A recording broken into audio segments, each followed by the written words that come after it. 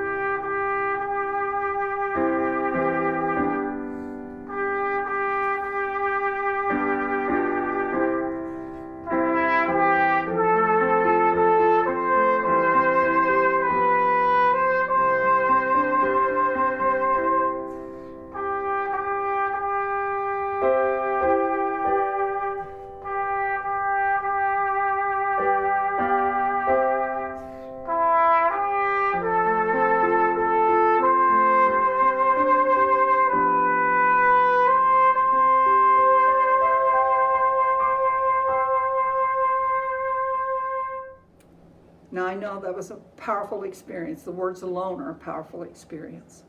Knowing the history of the song makes it more poignant. So I want you to pause and quickly jot down and write any thoughts, sentences, and reactions to seeing, hearing the music, knowing the history. And when you're done, you click the screen at the left bottom of the corner on the arrow and come back to join us. As you have come back with what touched you and what you captured from this devotion with this music of It Is Well With My Soul, I now have a set of some personal questions that I would like you to answer, and I want you to trust yourself. If the questions don't match you, don't worry about it, don't answer them. You might have your own questions, or you might want to go your own way with responding. But the questions are on the screen. You can click the line to print them, or you can pause it to copy them off. And here are the questions for you. Is it okay with you that you can have double-dip feelings at major times of loss, like sorrow and joy at the same time? We live with paradoxes daily. We don't just expect them at time of loss. Have you ever had major losses where you felt you were drowning and it would never be any better? When you look back, what did you find that surprised you as you look about how you managed it and how you coped and how you found your way through it? Because you're alive here today. You're participating in this. Something took place. Do you think God would be upset with you if you couldn't say, "It is well with my soul," when you're in deep pain? If the answer is yes, can you write a few words to explain what makes you think that? Where did you learn that? Is there a certain way to feel when you have a major loss or someone you love has died? Can you trust your own journey and that it doesn't have to follow a plan or a map? Pause your screen.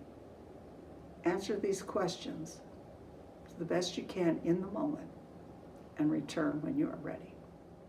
At the fourth stage, we find ourselves, and it is to rest. This song brings particularly deep responses for all of us, and all of them are normal and expected. There is no right or wrong way to respond to this devotion. I want to share a quote with you from Parker Palmer. The human soul doesn't want to be advised or fixed or saved. It simply wants to be witnessed, to be seen, heard, and companioned exactly as it is. I'm going to read it again. The human soul doesn't want to be advised or fixed or saved. It simply wants to be witnessed, to be seen, heard, and companioned exactly as it is. This is what this rest step is about today. You are being companioned with God. You're being companioned in what you discovered, what you tapped, and what you experienced with this devotion. You might find you have something additional to write after hearing that quote and hearing that word, you're being companioned with God right now. If you do, pause, take time to do it, or you can save it for later. The choice is yours. What I want to focus as we close in this time of resting in this devotion is to be with the truth that our Creator designed us out of love, designed us to love and be engaged with all of creation. All of creation experiences loss, transformation, and death. It is part of living and being. So stay as long as you need in this time of rest. Be companioned with God for as long as you need today. Give yourself that permission. Savor comfort from the Creator and let it soak into your very bones and your very blood cells. When you know you're done, trust yourself. Say thank you in whatever way feels new or in a traditional way that feels right for you. This song is lovely, but it is a hard one to spend devotional time with. So I encourage you to be very gentle with yourself today. Be intentional. This has been a devotion experience, but it has been work. And it has been tiring. It's been hard. And you will know that in about a half hour to an hour. So be gentle. Love yourself and step back into being companioned with God as often as you need today, for God loves you. Thank you to Chris and Kate Ferris for sharing their gifts of music performance for us today. And blessings and comfort be yours this week. I will see you next week for the last LECTIO Musica devotion. Shalom.